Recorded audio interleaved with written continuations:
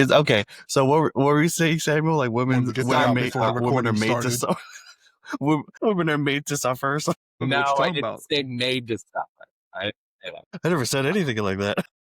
So I just finished a 50K race. And first of all, but this part of it makes sense. I believe no one who runs that far, or no one who does like endurance sports, hasn't had some form of trauma, because we know how to like turn the part of the brain off that suffers. As a child, you learned that. So it's just a given. Like there's some form of trauma in your life if you do That's interesting. endurance sports. There has to be. Yeah, that's what I believe. So there was a 50K, and 100-mile races that they were all going on consecutively. I did the 50K, but the women tied for third place, and this is overall. Tying for third place in the 100K were two women. Women always do, I believe, incredibly well at endurance sports, because women who've had babies have all been through trauma. They know how to suffer well. Women, I think, are better than men. I'm just straight up at enduring pain. Now, men might have this ego trip that goes like, I'm strong, but none of us have had bowling balls come out of our bodies. But Sam, have you ever had a kidney stone? You know what I thought? You know what I thought you were gonna say? That's a jagged rock coming out of your urethra, son. That is fair. That is fair. You know what I thought you were gonna say? Pretty much even at this point. I thought you were gonna say, but have you ever had a cold? You know, Doctors have likened kidney stone pain passing to the closest thing men, if not more painful than pregnancy for some women. I think women would debate that. Yeah. Tell that to a woman. See if you. Yeah, especially if you have a tiny urethra, right?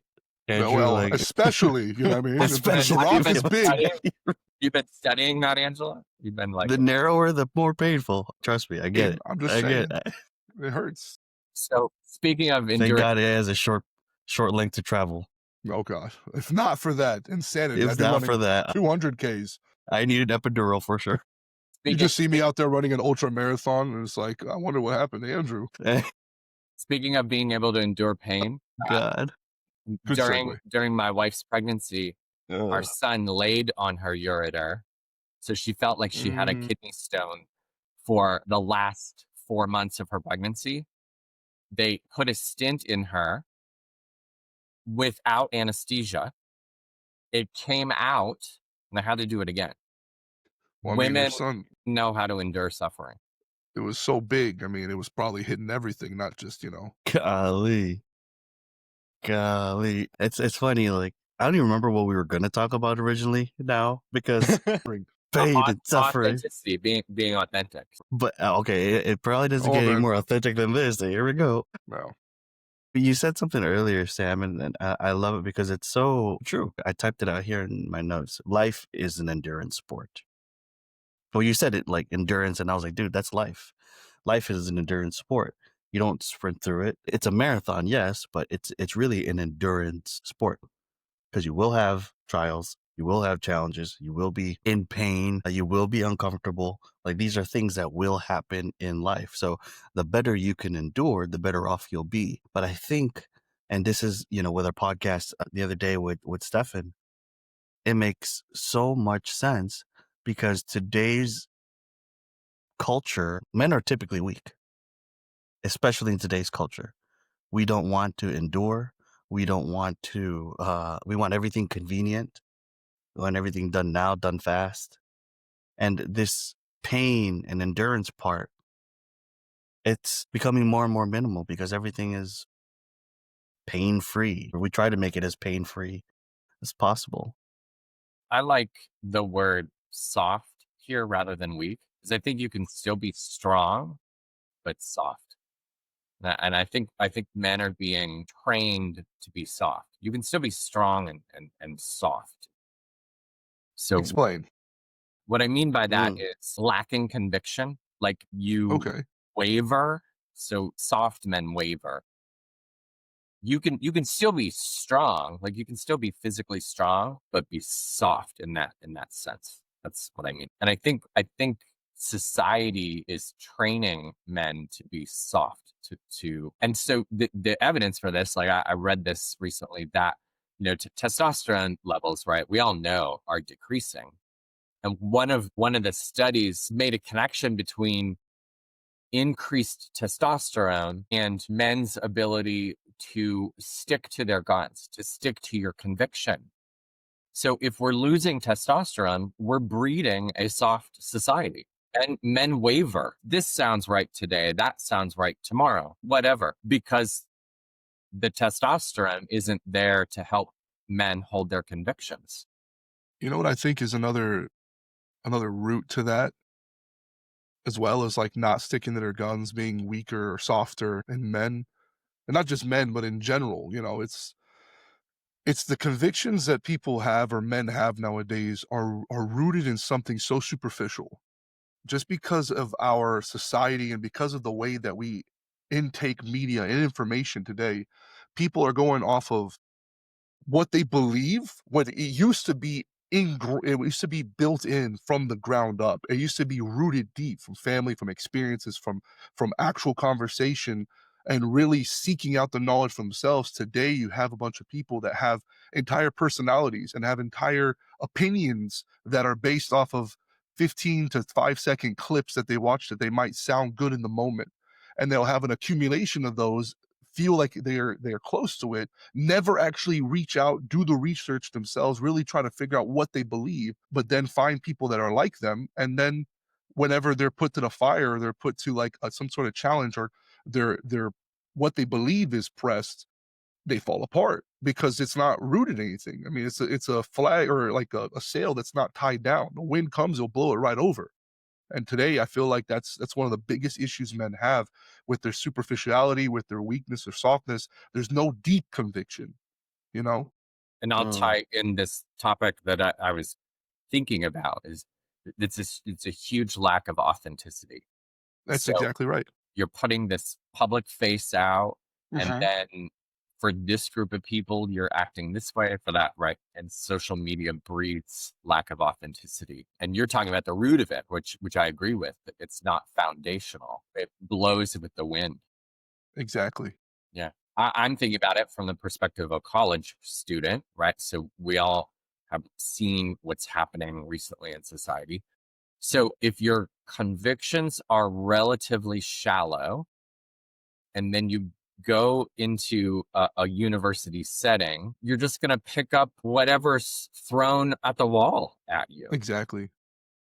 Yeah. We have seen in our family, and when I say we, I'm talking about me, my wife and I, we have seen these kids go from, and this is going to be harsh, but go from public school and being brought up in the church, then go to a university and just ditch everything. We've spoken very clearly, like we've said our kids, we have money set aside for you, and you can go to these 5 schools. If you want to go to some other school, have at it. You're paying for it yourself, because we are not throwing away your education. What we've built. Yeah, exactly. I like that. Yeah, I it's like it's that. just, like people try to emulate what they see, what they think is right. Nobody's willing to be. The problem is, and it goes back to soft, and even with, genuine, or being genuine, or being, yourself, people don't want to suffer.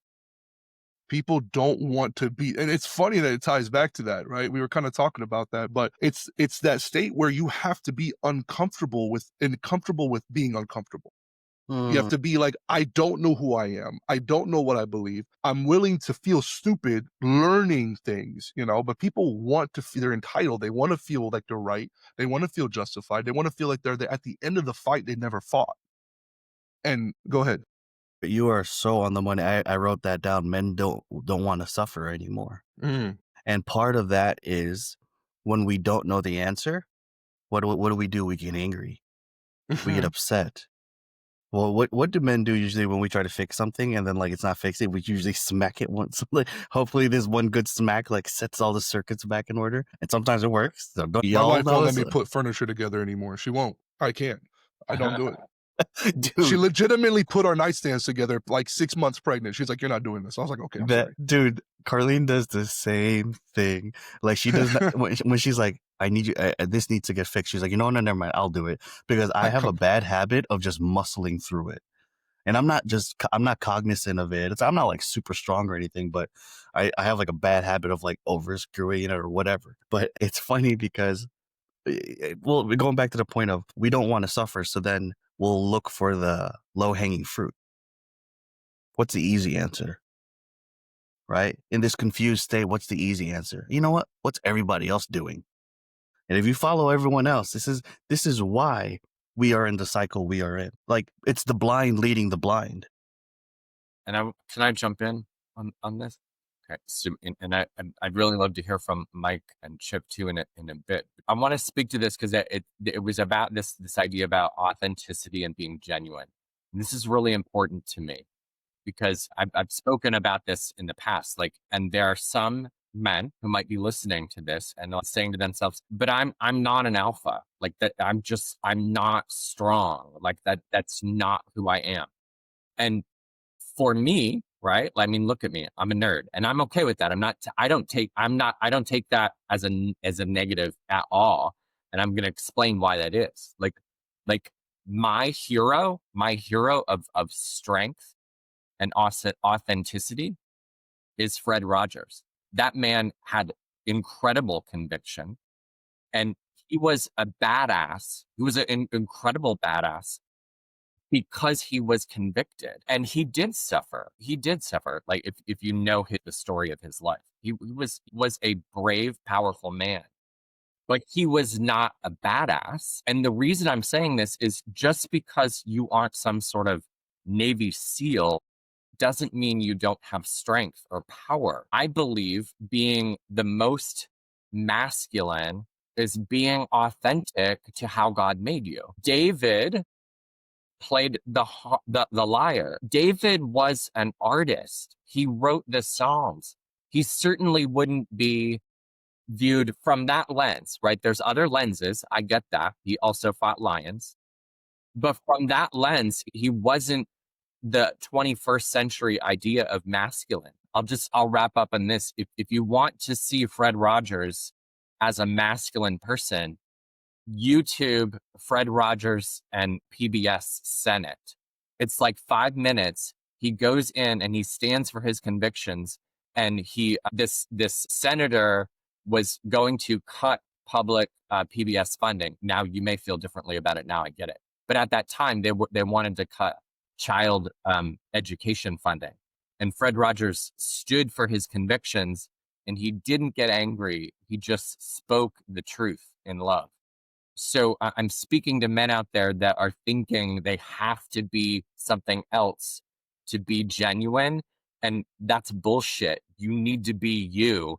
That's when God shines through you. I'm done. Mike, you had something? Yeah, when you guys were talking about unwavering and just going with the wind, it was reminding me of pretty much myself, right? I was whatever was going with the flow, right? At a point, I thought that was the right thing, just go with the flow, just whatever, right?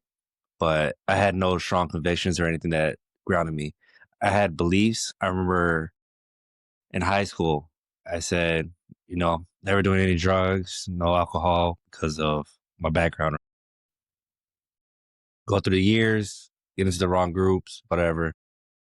I didn't stand on my convictions or beliefs, as soon as I wanted acceptance, I went straight into it because I thought that was the easy thing. Everything that I really have done, I was part of the world, and I was part of the statistics of the men that we talk about sometimes of, I was looking at some charts the other day. It was statistics. And I said, this is the average of all men are going this way. I was like, oh snap, I'm in that line. I'm not in the lines descending from it. I'm with the average. I'm like, oh, man. But it's not easy to stand strong in convictions. But I think without knowing where your firm foundation is at, it's hard. And this year, I've since coming to Christ, I've been in those same situations that I was once where I would have easily wavered. Now, I'm not saying that it's easy not to do those things anymore, right? But I could be in those situations and know when, all right, you know what, this is not for me no more. Let me step away, and that kind of stuff. But it's not easy, but I didn't want to suffer. Yeah, I mean, you probably felt like we were just straight attacking you for the last 10 minutes. He's, That's a, man, I was he's like, Like, that was, God, that was me man, how too. they know? Michael, I appreciate you sharing it because that's what this group for me is about. All right. Because that's authentic. Right. And you're speaking to men who need to hear what you have to say, that it's hard. You're speaking about that it's hard to be authentic. And you're right. It is. I appreciate that. Appreciate I you think sharing. he made a really, really important point too. And it comes to a climactic moment in your life where you just want to be accepted. When you're at Yes. that line of I continue to be alone, I continue to be ostracized and on the outskirts of everything, or I can just relent in maybe this one little thing. Maybe I can give up this one belief I have. Mm, Maybe I don't know everything. Maybe I haven't experienced everything yet. I'd rather be together with these people, with whoever, and not be by myself rather than to hold strong to my convictions. And it's like my question, and it would be good for those listening or you guys. What would where do you gain the strength to stand up from that? To stand up against that, to rather be to that temptation to want to be included is ingrained in our psyches, ingrained in our human nature. We are people, or we are societal creatures. We don't want to be alone. And so that a lot of times is what overwhelms individuals whenever they're to stand up by themselves. How is one supposed to overcome that? so beautiful. I don't think it's possible to do it alone. I'd love to hear from Michael about it, but I don't think it's possible within our own strength. And I'm going to reference a book called The Cure. What if God isn't who you think he is, and neither are you? The book goes through this like allegory of people arriving in this holding area or going on a really hard journey. And it's safe, it's easy. You just get in with a Mm, group of people and they accept you and you're fine, but you're dying inside. And without the gift of the Holy Spirit, I don't think you're going to move. I think you can start moving in the right direction. I think you can start finding, and Michael did that, but I don't think the answer is within us. I think it's mm, within us with the Holy Spirit. Absolutely. definitely helps. Or with God, because I remember back in July, we were at a bachelor party in Cancun, and all the temptations of who I used to be were there. And I won't say I was perfectly stayed away from everything. I was holy the whole vacation. I wasn't. But when it kind of came to my senses, I realized how far I was drifting away from who I laid down. I decided just what I ended up doing was just locking myself in the hotel room. Right. I'm like, so you know what? I cannot be here. I'm still too new in this, like, and knowing where the temptations lie, right? And I just stayed in the room talking to God, and I was like, so you know what? I can't live this life and ask or come to you, right? That's how I felt. And now, being older and faith still a baby, but I've been in those situations and it wasn't the same. Ask you a question. You said you're on vacation. Was that a family vacation? No, it was a bachelor party. That's what you said. Okay. Yeah, yeah. That's wisdom. That's wisdom that comes from outside of ourselves. you know, and it's a beautiful thing because you're literally here, Mike. You're like in the middle of the graph. You're not just like, oh, I remember when I used to be that. You're like, it's happening. Hmm. So I think it's a beautiful moment that you're able and willing to share on the show, because that vulnerability, people are going to listen to that and they may not get or relate with some of us here, but they're going to be like, dude, that guy Mike, there's something about his story I really get. And I think there's something that, and I'm glad you touched on, you're willing to do something most men aren't, and that's go be quiet and lock themselves in the room. That's regardless if they're a believer or not. Men do not like silence. We do not like asking questions and not getting answers right away. So And being in a room, right? So I this might sound like I'm being arrogant, but I just want to being in a room with people that are in a different place than you are, more mature, smarter, right? So like I was just reading about this saying like if you always go to places where you have to be the best, be the smartest, you're never going to grow. Mhm. I appreciate your willingness to be here, and I hope you're not hearing that as a slight or an injury. It's actually something I honor in you, and I hope other men will hear that. Be in rooms where you're not the best and the brightest. It's the only way you're going to grow.